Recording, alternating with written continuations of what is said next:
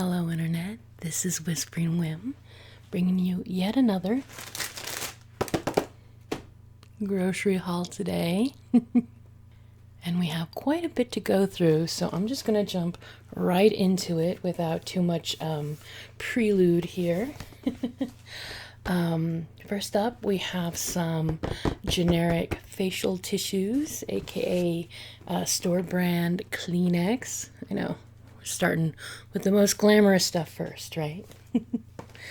And then we have some good old tuna fish. I've been kind of on a tuna fish kick lately, and mostly tuna fish and crackers. It's weird when I get on a kick like that. Sometimes it's tuna melts, you know, bread and cheese, heat, and sometimes and it'll only be sandwiches until I'm sick of tuna fish.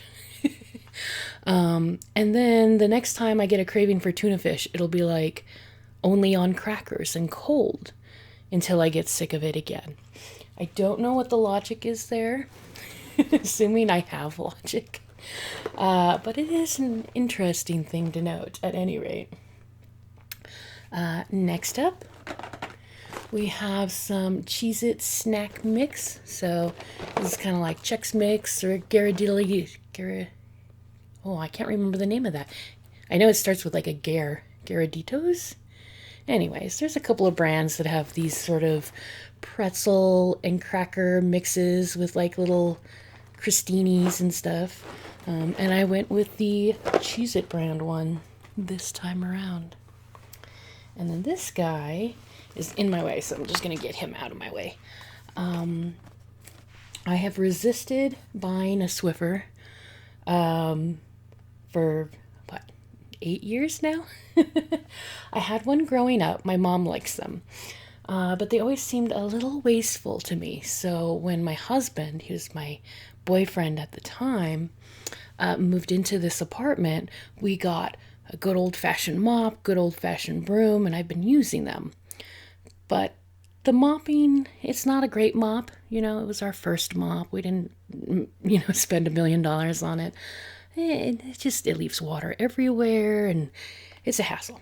Now, I don't feel like these replace true mopping, very well, but for like in-between stuff, I think I'm going to get over the fact that you toss the little hanky, whatever you call the bottom thing, out. I think I'm just going to accept that. Because our floors are starting to get some buildup, and I've got to deal with that. And on the vein of cleaning supplies, we have some bar mop cloth here. Basically, these were the only terry cloth style cloths I could find. We have quite a few cloths, dishwashing cloths. But I made the mistake like 4 or 5 years ago of buying microfiber ones, and they're kind of awful. It might just be the ones that I bought, but they'll hold water, but not really. So you wipe down the counters and they just leave wet stuff everywhere.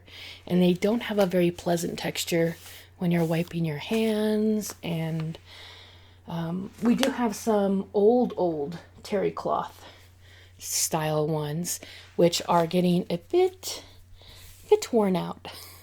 Not too bad yet, but I decided I'd go ahead and fluff up our supply here a little bit with some new ones. I'm kind of excited for that. Although I probably should have waited and bought them at like a home store so I could like find ones in like cool colors or something. When you're at the grocery store, it was either the bright colors here or a white pack, which, come on, who wants to bleach their dish towels every week? I don't wanna. All right, next up, We've got some good old grapes. These are green grapes today. My guy prefers red grapes, actually. But I did the little sneaky sneak sample in the store, and the red grapes were just a bit sour for my taste. So green it was. And then we have some shallots. I will be doing... Okay, I'll explain more as we get to the bigger ingredients. And forgive me for itching my nose a lot today. Allergy season. But my mother-in-law always takes us out for a birthday dinner. And my husband, my guy, he's first and in the year order, right? We went out for pizza. And it ended up being like $175 for, pizza and a dessert and, and kind of normal restaurant prices these days because there's 5 of us.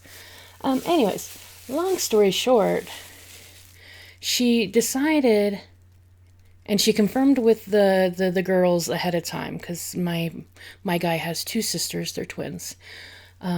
That instead of taking them to a restaurant, that she would commission me to cater a dinner. I'm quite known on that side of the family for cooking, which, ironic aside, my actual family does not like my cooking. I don't know what happened there, but they just don't. I don't think they've tried any of my new stuff, but they're so... I don't know, already over what I used to cook that they didn't want to try again, I guess. I don't know. My family doesn't like my cooking, but my in-laws love it. Anyways, so I am catering their birthday dinner, and my mother-in-law was quite generous. She basically gave me the $175. And I know a lot of that's supposed to be like labor costs and whatever. I should be good about that sort of thing, but I probably spent most of that just getting all the things for the food I have planned for them. But some of the ingredients I'll be able to use later on. It's not like it's a one shot kind of a thing. Yeah, so these are some shallots. I don't know if I explained that or not. I got distracted. And they are one of the ingredients for the menu, as it were, that I created for my sister-in-laws. And more on that later, so you're going to have to try to stay awake for just a little bit. Next up, we have some good old blueberry almond breakfast bars. These are for my guy. I throw them in his lunch as kind of a substitute for a granola bar, and apparently he's been saving them and eating them occasionally on breakfast or for breakfast if he wakes up hungry that day, which still works, but it's kind of funny that he saves part of his lunch for future use. And then we have some good old garbanzo beans or chickpeas, depending on your region, right? I plan on making falafel as one of the dinners upcoming for just me and my guy. This isn't related to the big birthday bash yet. But yeah, I like falafel. It's good to have a vegetarian dish every once in a while too. And then next up, we have some dishwasher cleaner. I think I mentioned this a few months back, but our apartment dishwasher the filter doesn't come out very easily, and it sometimes gets a bit smelly. And the easiest solution is to just chuck that in there and run a cycle. And it seems to work for a few months, so can't complain.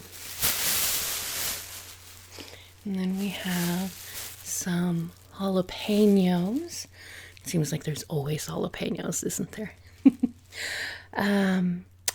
And the funny thing is so I wrote out my shopping list, and currently I've been writing out my list twice. I write one list where I just go through the meals and I put all the ingredients there and blah, blah, blah. And then I write a second list where all the ingredients are kind of broken down by which section of the store they're in. I went through all that effort, and I don't know where my head was today. Well, I can make some guesses, but I had the list in front of me, and like I kept having to go back down one aisle and back down another aisle, and I'm like, "What the hell, lady? It's right here. It's practically got a map on it." And I bring that up because this is an item that I missed like 3 times. And I almost left it behind on the third one because I had spent so long in the store today. It was like an hour and a half, almost 2 hours in the store. It's too long. Way, way too long. And then we have some good old vegetable oil. And you don't see me purchase this too often. I actually don't cook with vegetable oil. Pretty much, yeah. I'll use it for frying, but that's not what this is for. I teach art in like workshops, like adult workshops, not in schools.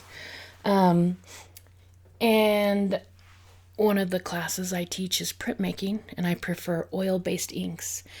And one of the more eco-friendly ways to sort of clean up oil-based inks is to dilute it with vegetable oil, because you can kind of mop it up with a paper towel and then dish soap will wash the rest of it away. So you don't have to use turpentine or any harsh thinners, paint strippers, to use oil-based, at least with printmaking inks.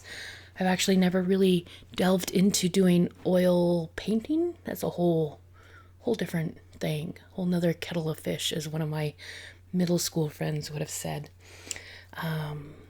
But I imagine it would work in that situation too. I know a lot of people use like linseed oil, but it's like $8 for a jar that's this big. This was like $2. Okay. Moving right along, we have some yellow mustard. Nothing too fancy there. Be making hamburgers later on in the week, and we were out of mustard. Next up, we've got some sponges, the Greener Clean sponges. So they're made from recyclable or compostable materials. I think it's a combination. And I don't know if it's just like, a pretend eco-friendly thing, or if it's really eco-friendly to use those. I'm starting to get a little worn out on trying to figure out how to make the best impact, right? As individuals, we can definitely, do things. And if more and more individuals do things, it makes an even bigger impact, right? But I've been reading and watching some documentaries and articles and things like that where, yes, consumer waste is big, but the waste that comes from manufacturing and industry is much, much higher. So I don't know, I'm getting a little disillusioned, but I'm going to keep trying. I'm going to keep trying to do the right thing in most situations. Next up, we have some coconut milk. So this is for one of the dishes in the birthday bash dinner. So my sister-in-laws, they once upon a time got to travel to China and for school. Yeah, it was during school. They don't really mention the educational part whenever they talk about going. Unless you count being educated in, I won't say it on camera, no. But anyways, one of the things they really miss about true, authentic Chinese food versus, American Chinese food is Szechuan peppers. And it's a very specific, I think it's considered technically a fruit, but they're little tiny things. And it used to be illegal to import them into the United States. And that got lifted, I don't know, maybe 4 or 5 years ago, something like that. But the Chinese food restaurants around here have gotten pretty used to not including those, and the American palate, on average, wouldn't know what to do with them. The reason why they're so weird, if you've never heard of them before, is instead of being like hot, they're tingly. They have sort of, to me, it almost gives off like an effervescent kind of effect. And then you get a very like citrusy undertone. And I'm told that when you cook with these, I haven't had a chance to do it yet. I'm told when you cook with them, because it numbs some of your receptors, but not all of them, it creates a whole new kind of flavor experience with your meal. So I am doing a whole Asian themed night, and I bought some authentic Szechuan, probably saying that wrong, Szechuan peppers. They did try to gift me some from like a local Asian mart. It's like a year ago when I was doing that tasting video. They bought some because they went with me when I was doing the shopping for that. And I took it home and I tried one. Like I tried one just point blank in my mouth. And I reported back to them that I didn't get any numb, tingly type situation. And they're like, oh, no, you definitely would have noticed it if you crunched into, one of the kernels, without diluting it in a sauce or something. You definitely would have noticed the nummingness. And I'm like, well, then I don't know what to tell you, but this stuff doesn't do what you advertised. They were very sad, and we didn't talk about it again. But good old Amazon, I found some that are authentic, and I tried one point blank, and yeah, it's not numbing like Novocaine numb. It's more like your tongue is distracted. It's an interesting sensation. Okay. Let's continue on with the actual food here. Got some little grape tomatoes. I'll be making the pesto again. I can't remember if it was last grocery haul or the one before last. But I was really excited to make some homemade pesto. And mine didn't quite come out in a way that I thought was pleasant. It's a little thick. So I somewhere in all of this is a jar o pesto that I'm going to use this time around just to recalibrate what my expectations are. But we're not there yet. We're on the Kind bars, almond and coconut flavor, which is my favorite flavor for these kind of protein bars. They're really nice because they have a low glycemic index, so not too much sugar, just enough to get you through. They're not super high in protein, which is the only complaint I would have, but they're very tasty. They're also a little more expensive than your average granola bar, so I only get them once in a while. Okay, next up, got some good old mushrooms. I plan on making a mushroom stir fry, which is not part of the birthday bash Asian food dinner. That's just going to be a separate thing. I do like a lot of Asian fusion kind of dishes. And here we have some almonds. These are going to be for their dessert. There's a little tiny cookie, and I don't know how common it is in actual China, but when I used to work as a baker in the casinos, we serviced lots of different restaurants. This is falling off. We used to service lots of different restaurants, and one of the ones in one of the casinos, it was a Chinese, or it was actually kind of more Asian fusion as well, restaurant.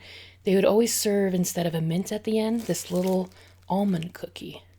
And when I was researching, Asian desserts for the menu, I came across that same cookie. And I was like, oh my gosh, I have to make that because I remember it being actually kind of tasty. Typically it's made with a blanched almond, and I haven't decided if I'm going to blanch those or not. It's a lot of effort, you know, you got to boil it and rub all the skins off, and it's really mostly for aesthetics, so I might leave it whole. We'll see. And then also not for Asian night or the birthday bash, but for a different, apparently I was in a very Eastern mood when I made my grocery shopping list for this month. But we have some fried rice seasoning. In the past, when I've made fried rice, I've just gone for it. Like I've never used like a seasoning specifically because, you know, the eggs and the garlic and whatnot flavor it.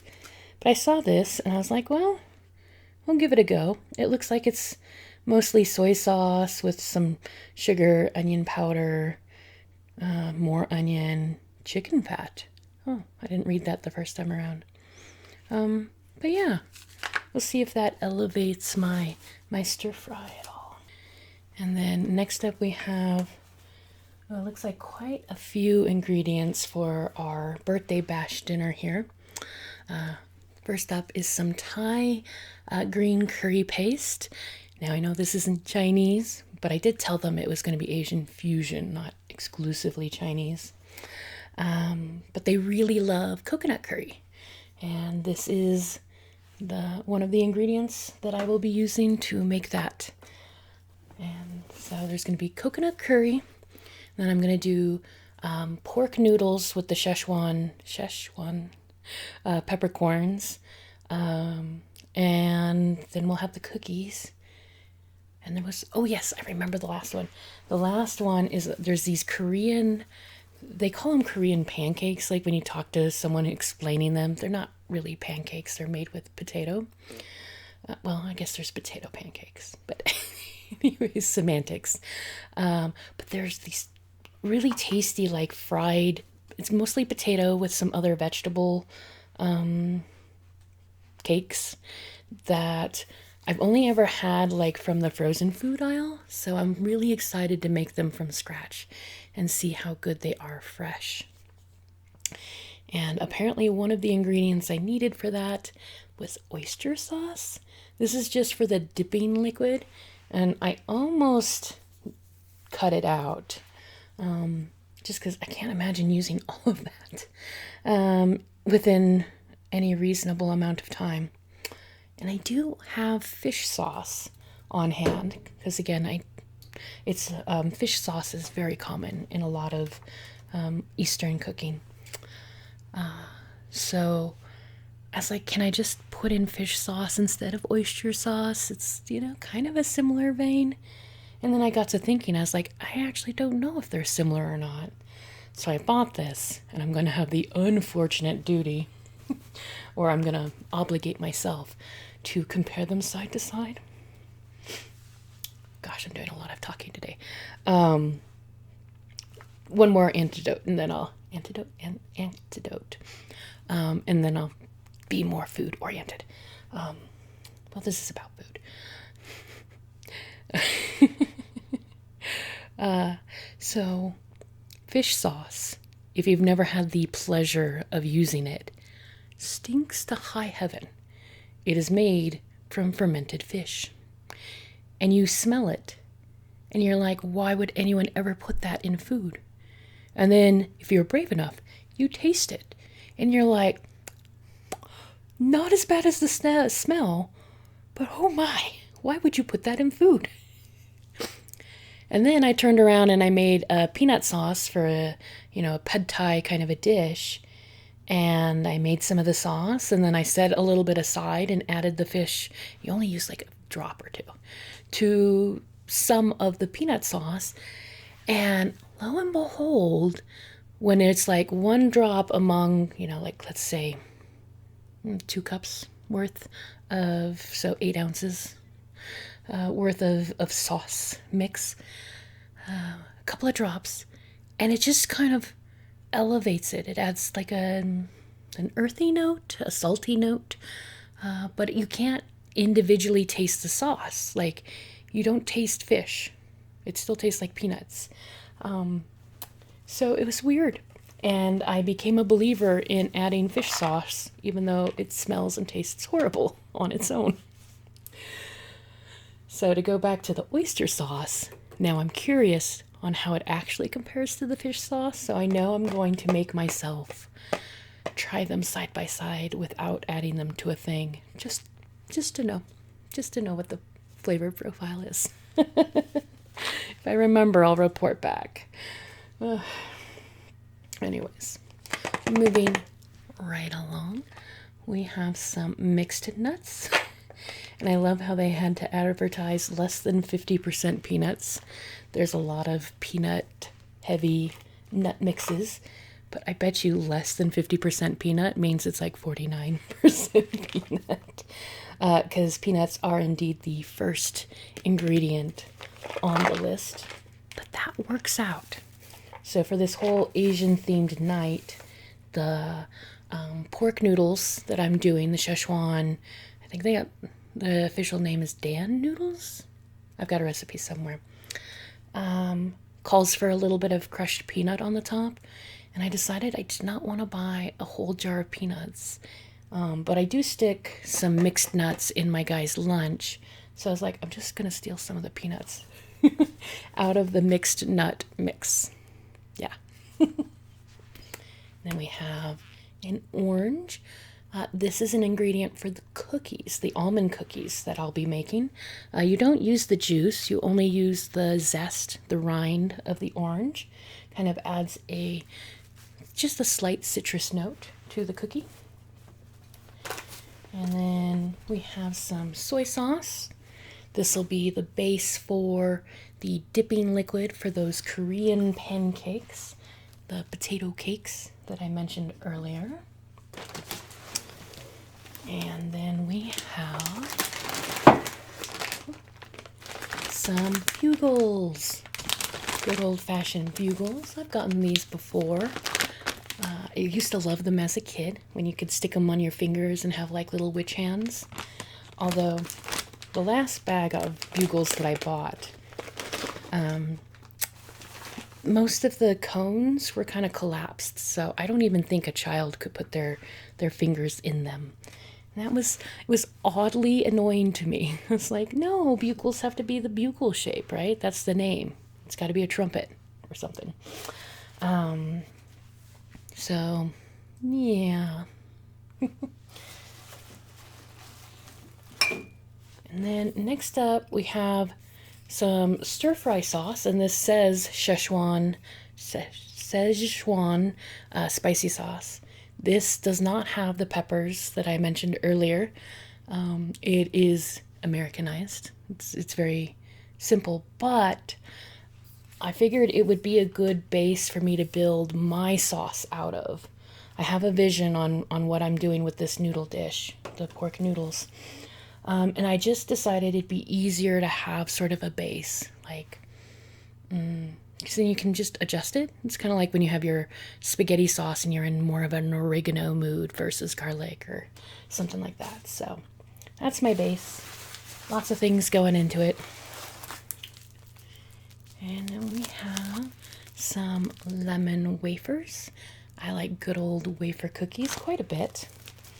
My guy is actually pretty meh on them, which is unfortunate because he gets to eat most of them.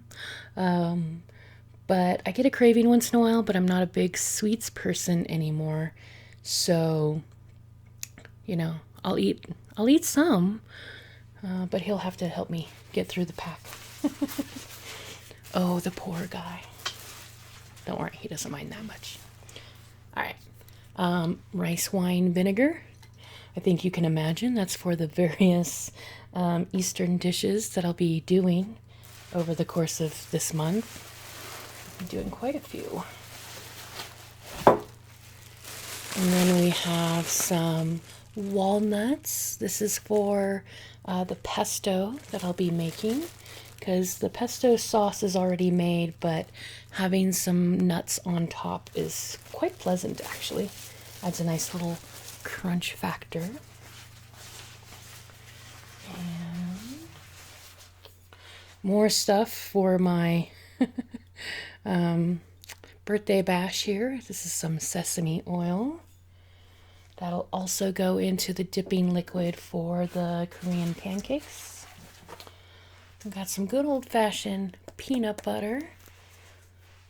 That's mostly just for celery, making ants on a log.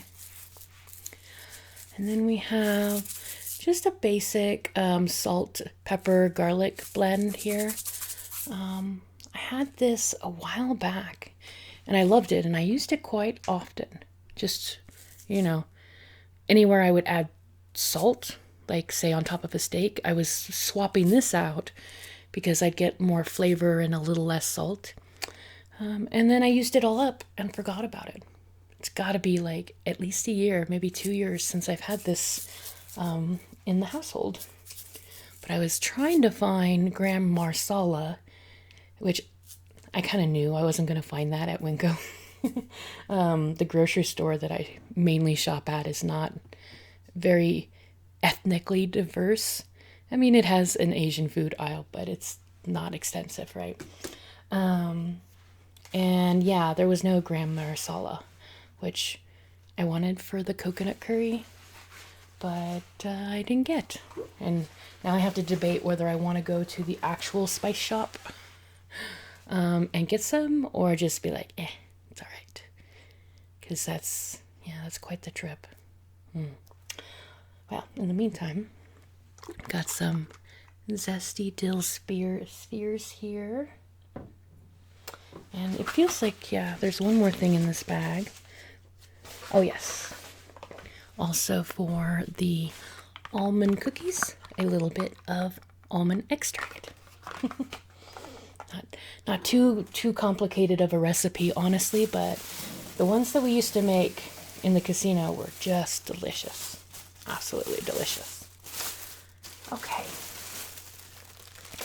Next up, we have a whole bunch of hamburger buns. It's always kind of, when you cook for 2 people, sometimes it can be a bummer when there's just too many buns, but I've learned to freeze the extras.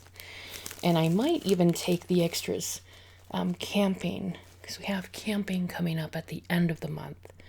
And as much as I wanted to kind of combine it with today's trip, this just wasn't practical. But I might save the extras for camping. I don't know. We're going to definitely have hamburgers this week, though.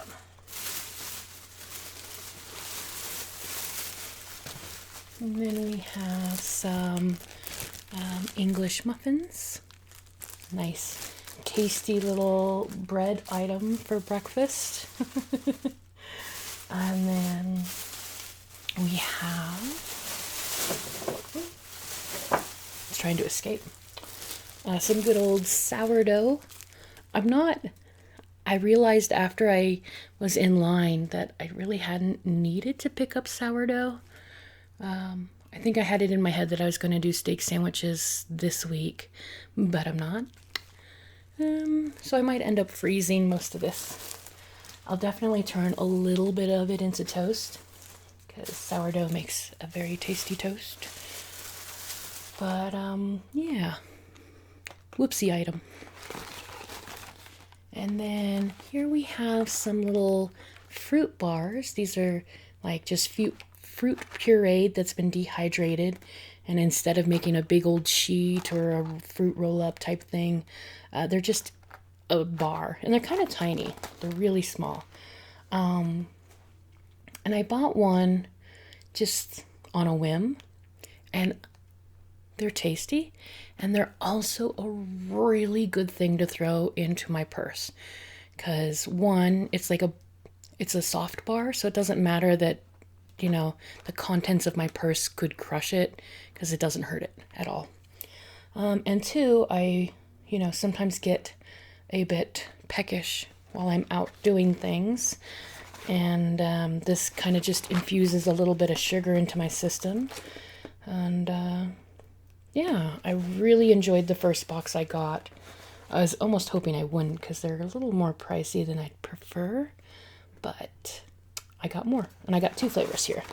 So there is strawberry, banana, and pineapple passion fruit.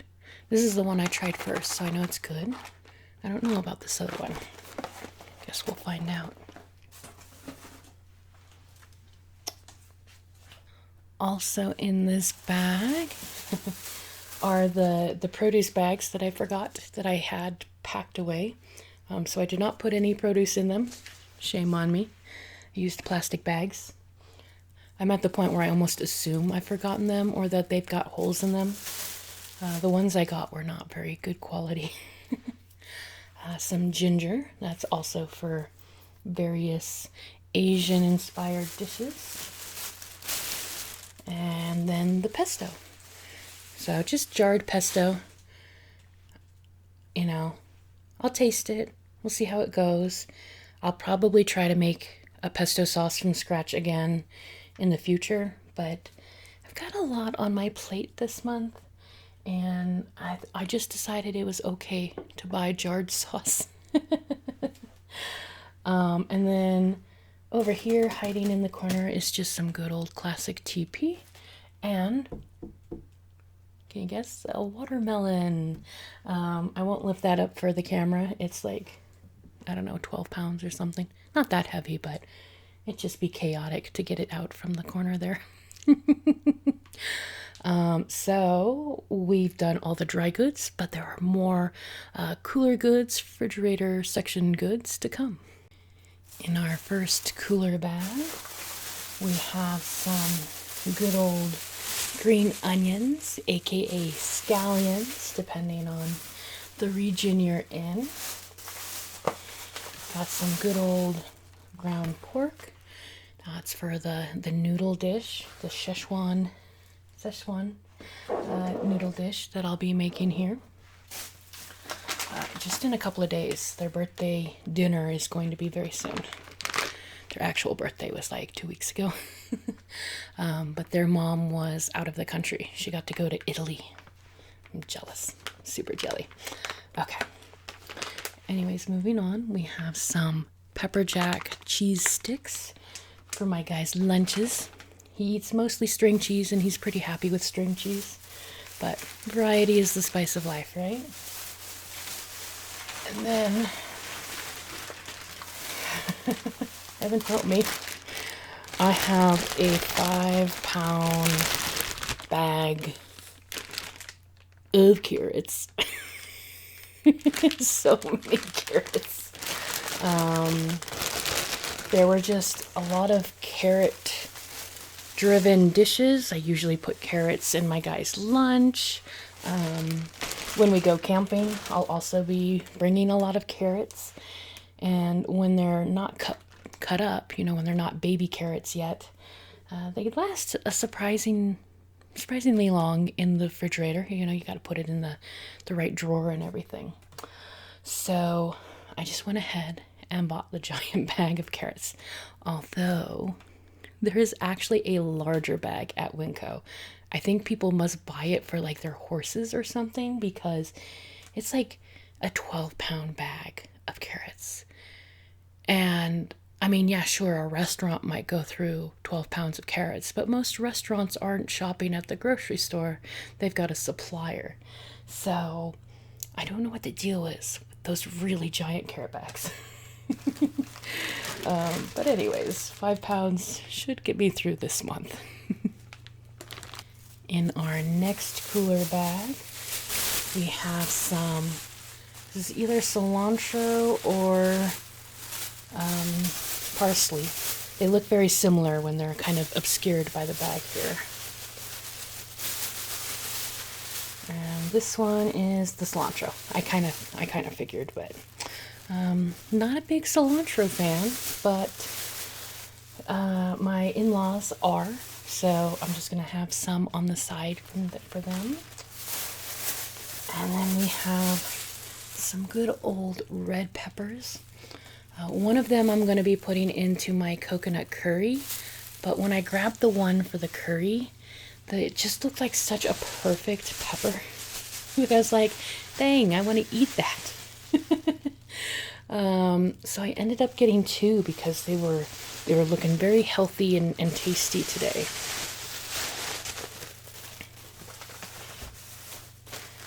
Following that, We have some celery.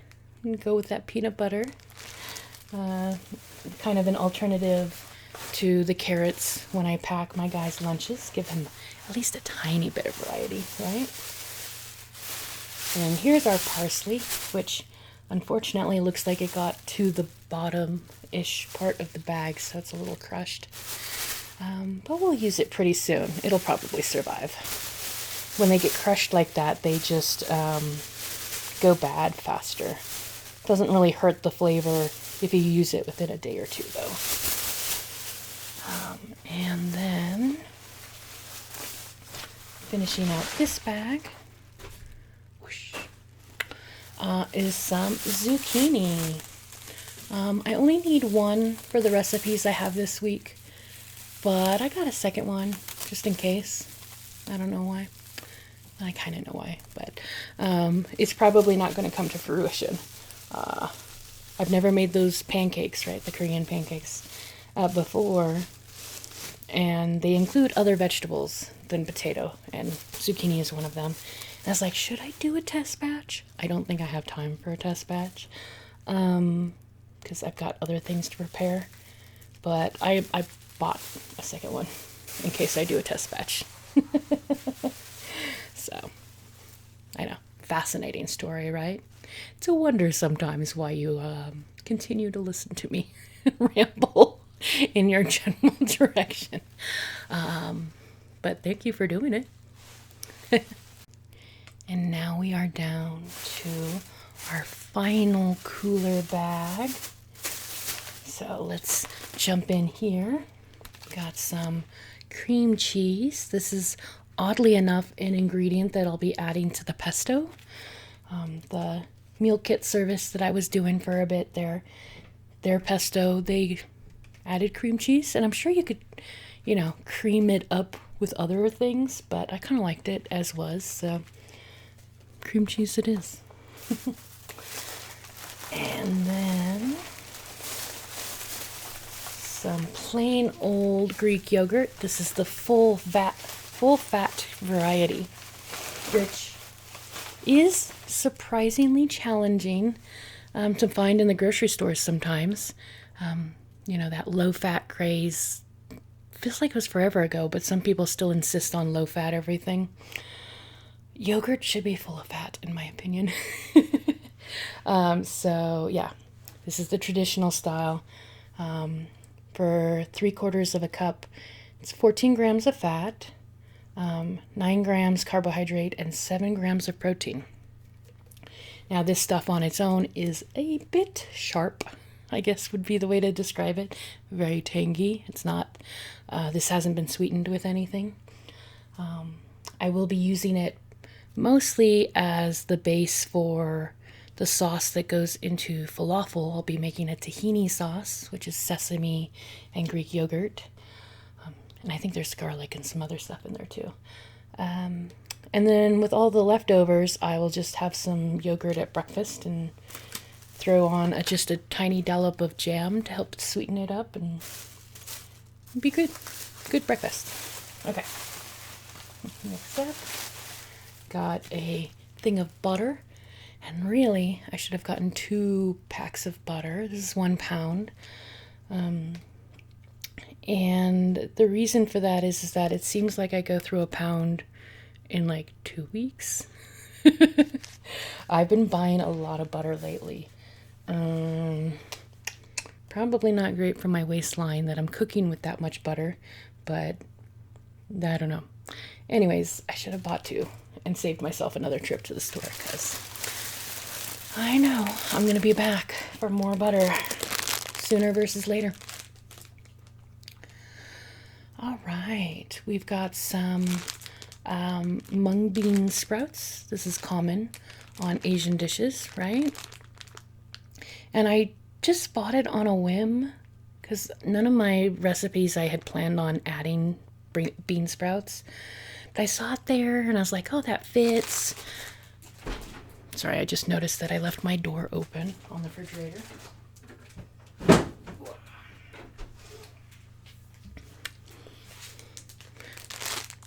But I was like, it just makes sense to buy some sprouts since I'm doing this whole catering thing. And then I realized after I was bagging my stuff and I looked at it again, and I was like, every time we go out and there's mung beans on the plate, those mung beans stay on the plate. I don't think the girls eat them. So I guess this is just going to take on a mostly decorative quality. I should have just left it alone.